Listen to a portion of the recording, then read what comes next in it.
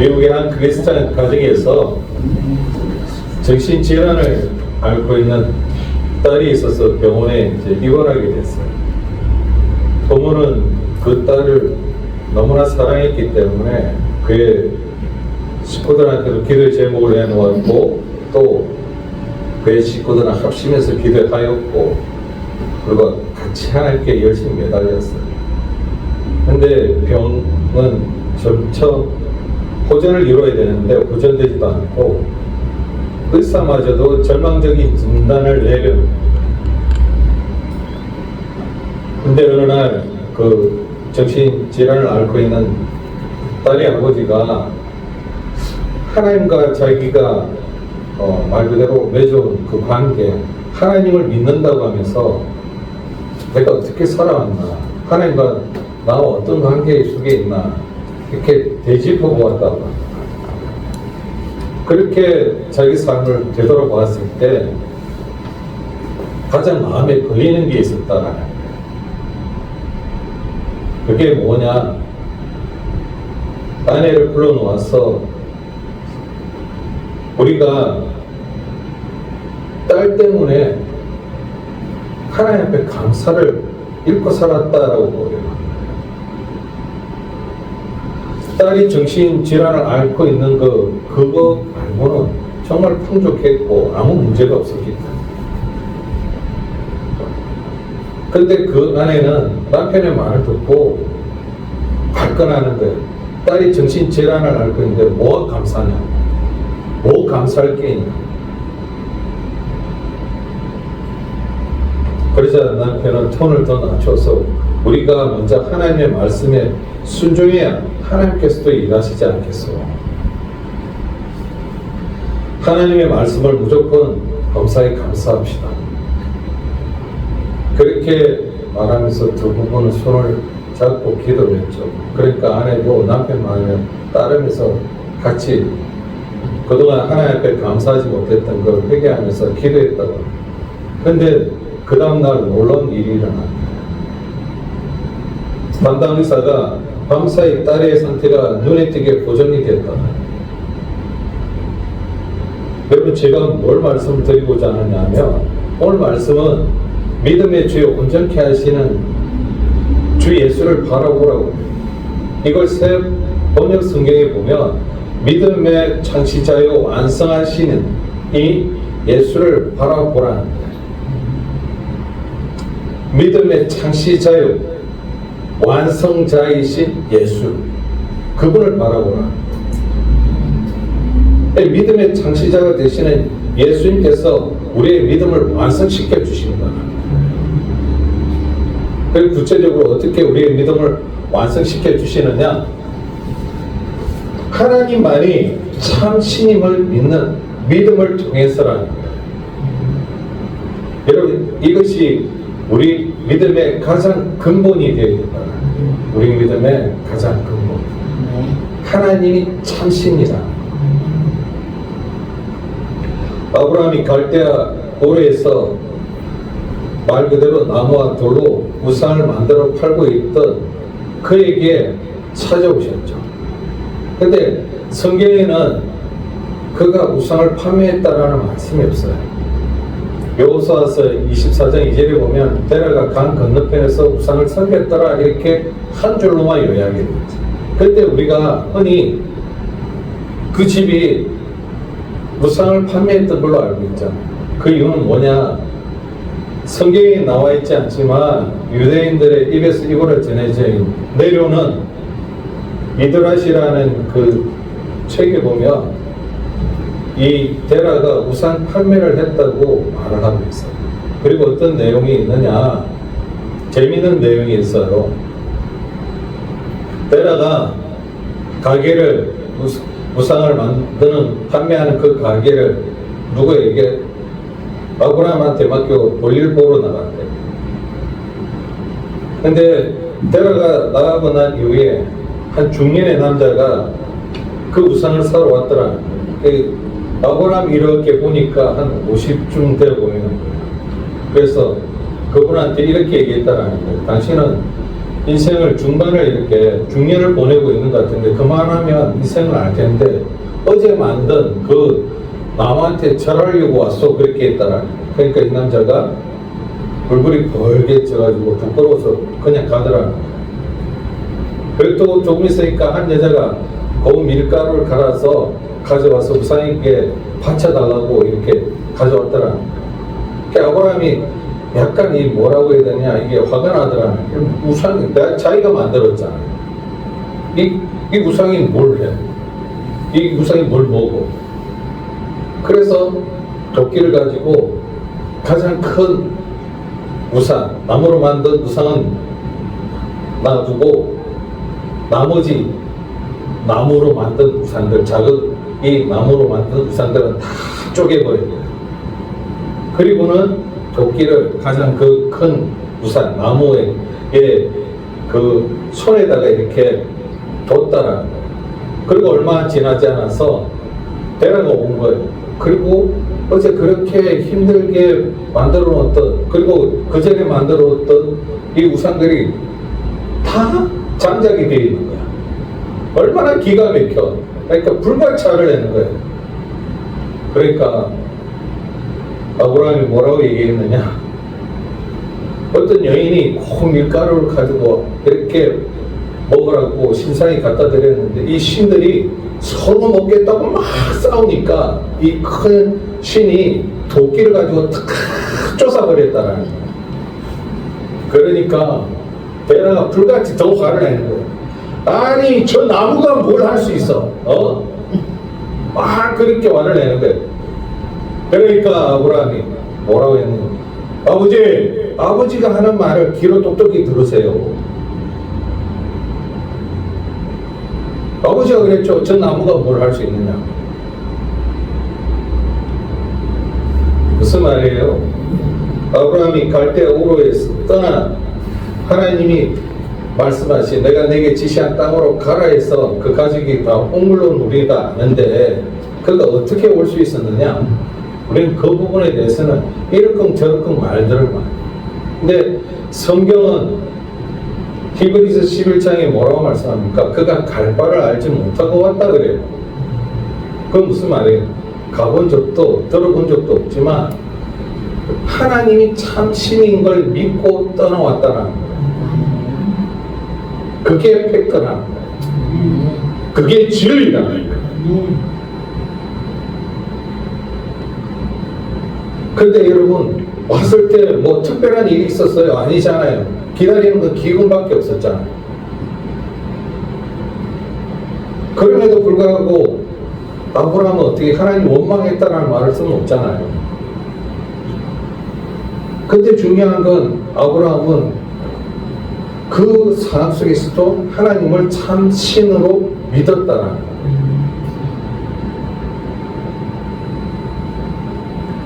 그래서 여러분 그가 왜 믿음에 우리가 건강이 되고 믿음의 조상이 되느냐? 하나님 그 믿음을 보셔야 됩니다. 그래서 여러분 이 믿음이 왜 귀하냐?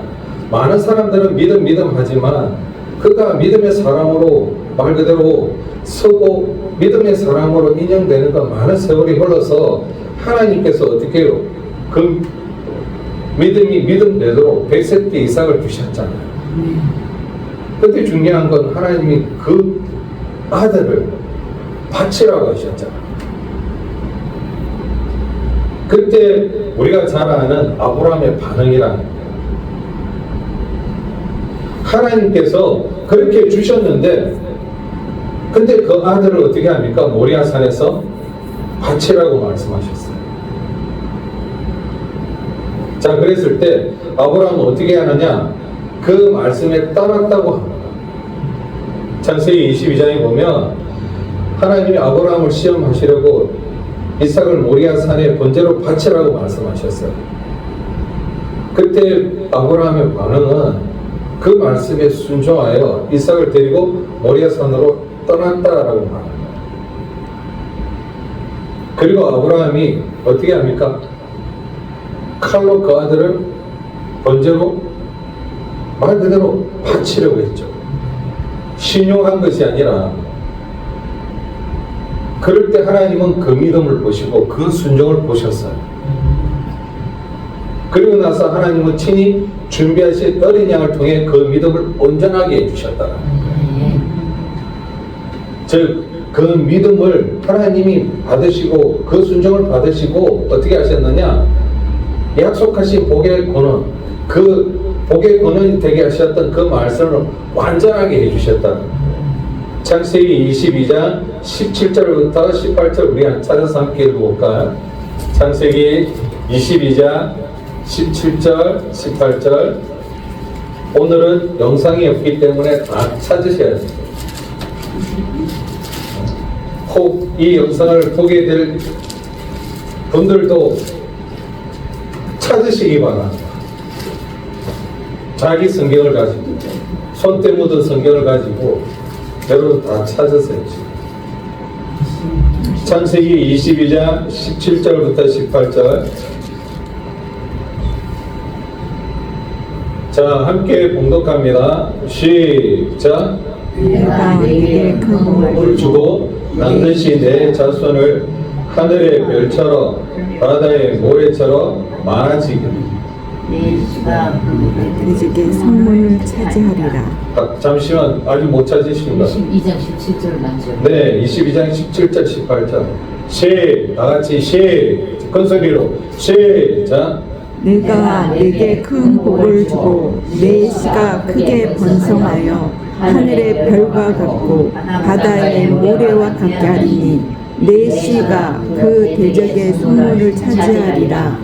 또 내 씨로 말미암아 천하 만민이 복을 받으리니 이는 내가 나의 말을 준행하였습니다 하셨다 합니다. 아멘.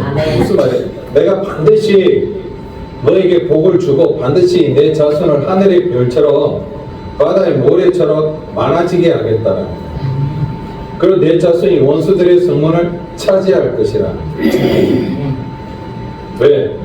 18절에 내가 내 말에 순종했습니다. 내 자손을 통해 이 땅의 모든 민족들이 복을 받을 것이다. 하나님은 뭐야? 그 믿음을 받으시고 그 믿음은 뭐야? 순종. 그래서 믿음의 창시자인 하나님이 그 믿음을 완성하게 하십니다. 그래서 다니엘서에도 보면 우리가 잘 아는 다니엘의 세 친구가 나와요. 느부갓네살이 금 신상을 만들어 모두 그 타임, 그러니까 한 시간을 정해놓고 나팔 소리가 들리면, 사이렌이 울리면 그 시간에 맞춰 금 신상에다가 절을 하라 그렇게 말했어요. 근데 다니엘의 세 친구가 거절했던 거예요. 그래서 이렇게 다니엘의 세 친구가 다니엘서 3장 17절부터 18절에 이렇게 말을 합니다. 왕이여, 우리가 섬기는 하나님이 계시다면 우리를 명렬히 타는 풀문풀 가운데에서 능히 건져 내시겠고 왕의 손에서도 건져 내시리이다. 그렇게 하지 아니하실지라도 왕이여, 우리가 왕의 신들을 섬기지도 아니하고 왕이 세우신 그 신상에게 절하지도 아니할 줄을 아옵소서 하였더라 그렇게 말합니다. 그러니까 우리는 안 하겠다라는 거예요. 왜? 하나님만 참 신이기 때문에. 그래서 그 하나님이 우리를 폭력불 가운데서 능히 건져 주실 거라. 혹 그렇지 아니하신다 해도 그분은 참 신이기 때문에 그 신상에는 절할 수 없다. 그래서 하나님이 그 믿음을 받으시고 어떻게 하셨느냐? 놀라운 일을 하셨죠. 어떻게? 느부갓네살 왕이 이 세 친구가 거절을 하고 왕의 명령을 여러 번 거절한다라는 건 반역과 같은 거예요. 그러니까 분노해서 어떻게 해요? 풀문불을 7배나 더 강하게 하라고 합니다. 그리고 던져버리라고 합니다.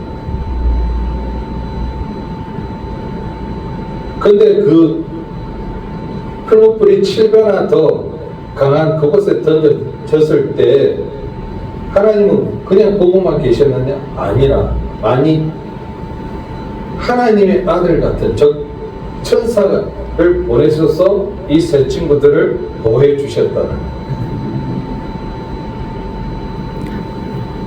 그뿐만 아니라 하나님은 그 믿음을 그 순종을 받으시고 높여주셨어요.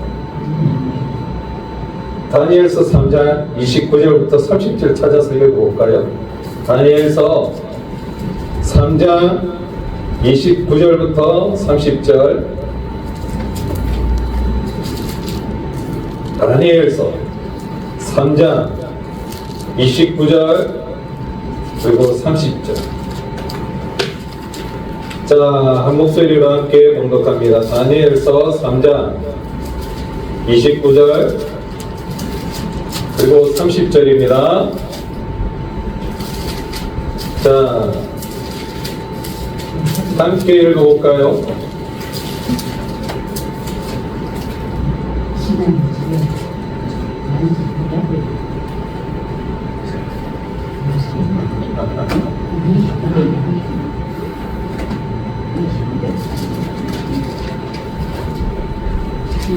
다니엘서 3장 29절부터 30절입니다. 자, 함께 읽어볼게요.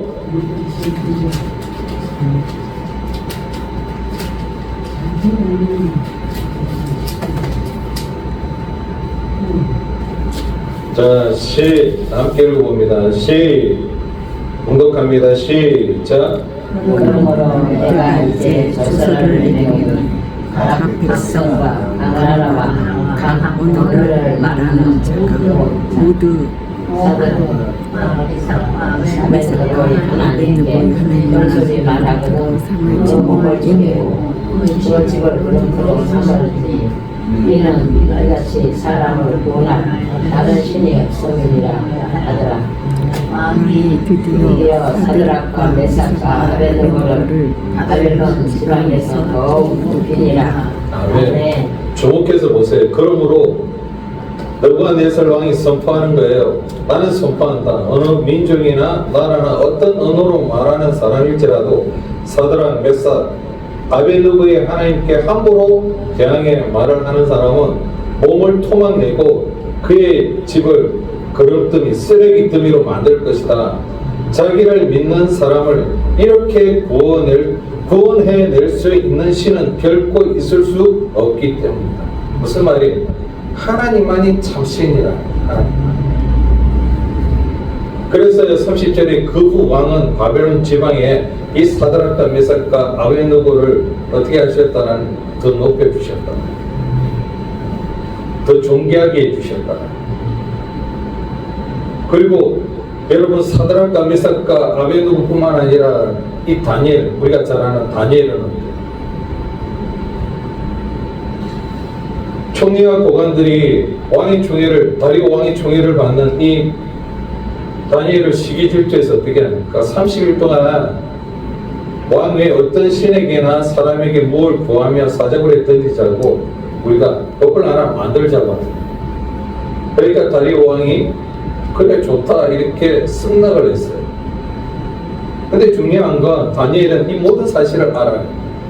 그럼에도 불구하고 그는 집으로 돌아와서 예루살렘을 향한 창문을 열고 전에 하던 대로 하루 3번씩 무릎을 꿇고 기도하며 하나님께 뭐했다? 감사했다. 하나님은 그런 다니엘의 믿음과 성경을 그 순종을 받으시고 사자굴에 던져지잖아요. 왜? 왕이 조서를 내렸기 때문에 그 어떤 것으로도 바꾸지 못하게 했기 때문에 왕도 자기가 한 말을 주소 담을 수가 없는데 30일.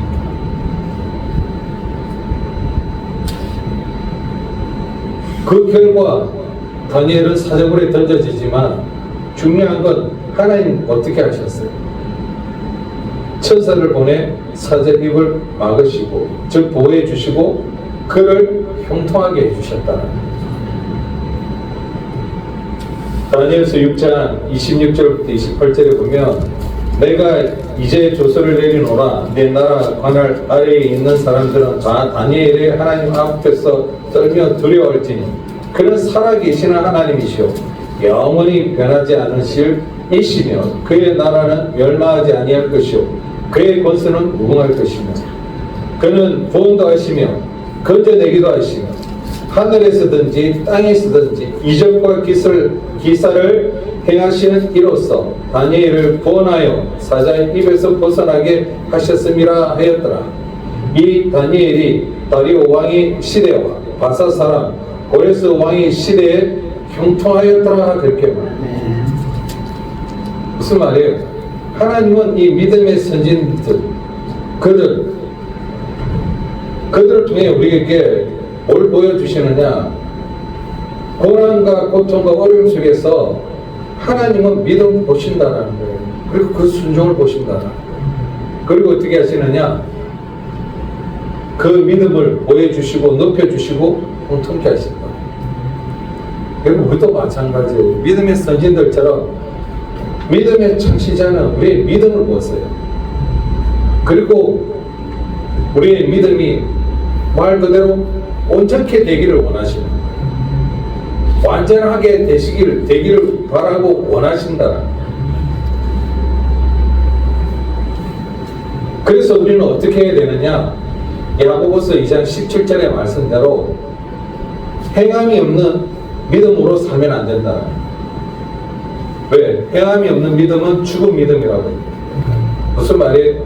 행함이 없는 즉 행동이 없는 믿음은 뭐라고 하는 거예요? 죽은 믿음이다 이렇게 말하고 있어요. 그래서 믿음의 창시자 되시는 우리 주님은 우리의 믿음을 온전하게 하시길 원하는데 그래서 우리의 믿음이 정말 행함으로 나아가기를 원한다. 그래서 서론에 말씀드렸던 그 미국의 한 가정 정신질환을 앓고 있는 그 딸의 가정 그들이 딸이 앓고 있고 고통 속에 있고 백방으로 말 그대로 기도하고 최선을 다해서 모두가 교회 식구들이 합심해서 해도 안 되고 병원에서는 더 절망적인 진단만 내려놓고 있을 때 그 아버지가 자신을 돌아보면서 자기 신앙의 예전을 돌아보면서 뭘 깨달았다고 했습니까? 말씀대로 내가 살아왔는지. 그건 무슨 말이에요? 하나님 앞에 감사하는 그 믿음이 없었다. 그래서 여러분 그 아버지의 고백대로 그 딸을 놓고 정신질환자의 딸을 놓고 그가 하나님 앞에 다시 감사할 수 있었던 건 딸의 상황과 그리고 그 여건만 보면 감사할 수 없었지만 데살로니가전서 5장 16절부터 18절까지 말씀 하나님 말씀대로 우리 감사합시다 순종합시다 결단을 했잖아요. 그 말씀이 뭐예요? 항상 기도하라 쉬지 말고 기도하라 봉사에 감사하라 이것이 그리스도 예수 안에서 너희를 향하신 하나님의 뜻입니다. 무슨 말입니까? 하나님의 명령이라는 거예요. 그 명령을 쫓아 따랐다는 상황과 환경이 아니라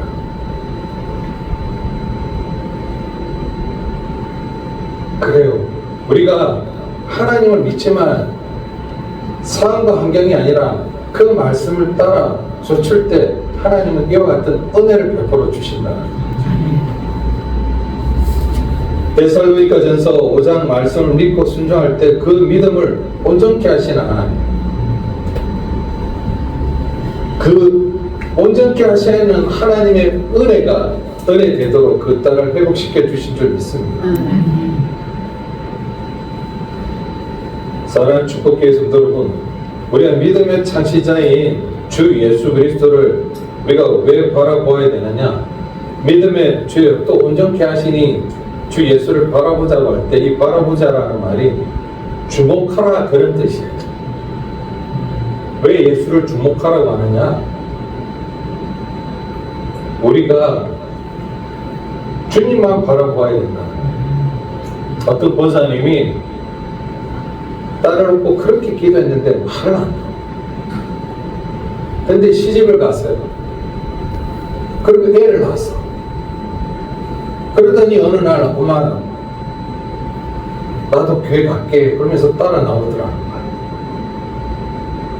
그리고 1년을 잘 따라다녔대요. 근데 어느 날 엄마 나 이제 교회 나가기 싫은데 다른 교회 우리 옮기자 이러더라.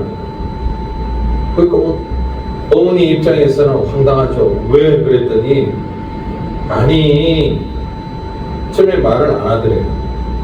왜 그러냐 자꾸 물으니까 그 딸이 아니 교회 모임이야 세상 얘기. 그리고 뭐 자식 자랑. 그리고 뭐 혹하면 험담하고 흉보기만 하더라는 거예요. 그래서 엄마 우리 다른 교회 옮기자 그러더라고요. 그러니까 그 어머니 그 권사님 뭐라고 했느냐? 야, 너 1년 다니면서 참 많이 봤네.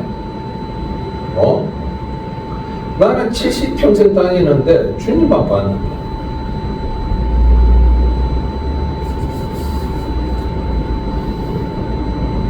여러분, 우리가 교회에 왜 나오는 걸까요?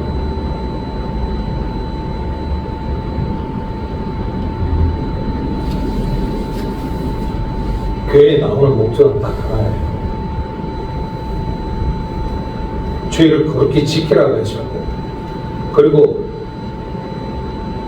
말씀이 육신이 되어 오신 그분이 우리에게 참된 믿음의 본을 보여주시면서 그 삶을 살아가셨고 살아내셨고, 그리고 우리에게 뭘 하셨어요? 십자가의 그 부끄러움도 개의치 아니하시고 우리를 위해 중보자로서 하나님 우편에 앉아 계시는 그 하나님, 부활의 첫 열매가 되셔서 이 안식일을 거룩히 지키도록 부활의 첫 열매로 우리에게 안식일을 하나님 앞에 예배드릴 수 있는 은혜를 베풀어 주신 줄 믿습니다. 그래서 우리는 그 부활의 소망으로 참된 기쁨으로 주님 앞에 나오는 거예요. 그 다른 거 보려고 나오는 것이 아니라. 왜? 그분이 참 신이기 때문에.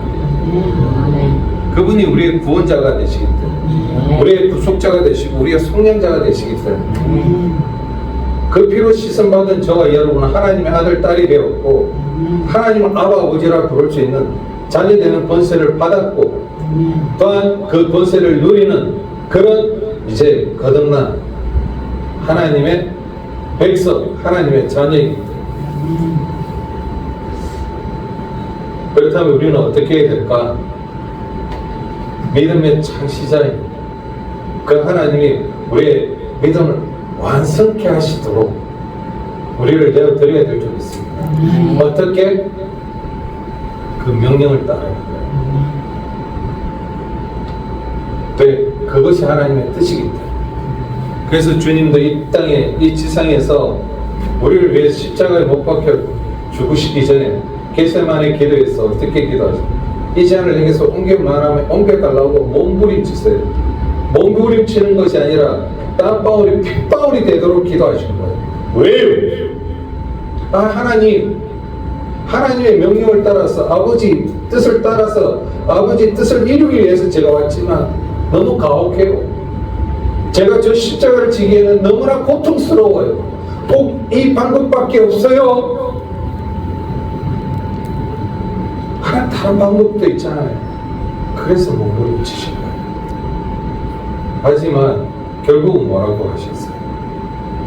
내 원대로만 하시고 아버지 뜻대로 되기를 원하나이다. 할렐루야.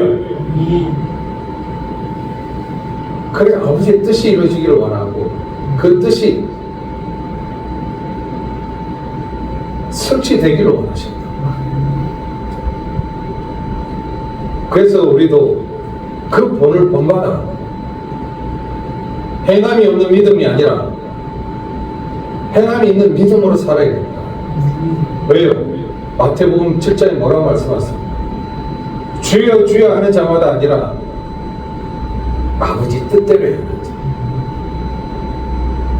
그래서 여러분, 예수 그리스도께서 그 겟세마네 기도에서 내 온대로 마시고 아버지 뜻이 이루어지기를 원하나이다.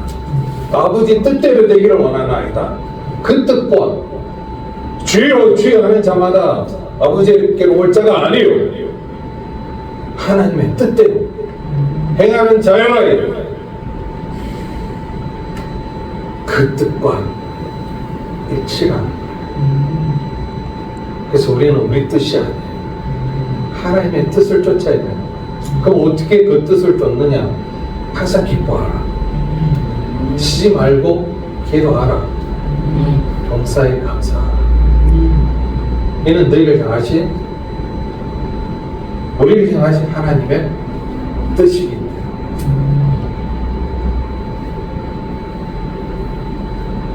그렇다면 우리는 어떻게 해야 될까요? 예수만 바라보시기 바랍니다. 예수만 주목하시기 바랍니다. 어떤 상황이 되든 그럴 때 하나님 그 믿음, 그 순종을 보시고 참 신이 되신 그 하나님께서 우리 믿음을, 우리 순종을 받으시고 완성케 하실 줄 믿습니다. 완전하게 해주실 줄 믿으시길 주의 이름으로 축원합니다. 아버지 하나님 감사합니다. 믿음의 주여 온전케 하시는 주 예수 그리스도를 바라보게 하여 주옵소서. 어떤 상황과 환경이든 주님만을 바라보며 주님만을 주목하는 그런 믿음의 여정이 되도록 한 주간도 우리를 붙잡아 주옵소서. 언제나 어디서나 항상 함께 하시는 살아계신 주 예수 그리스도의 이름 받도록 감사기도 올리옵나이다. 아멘.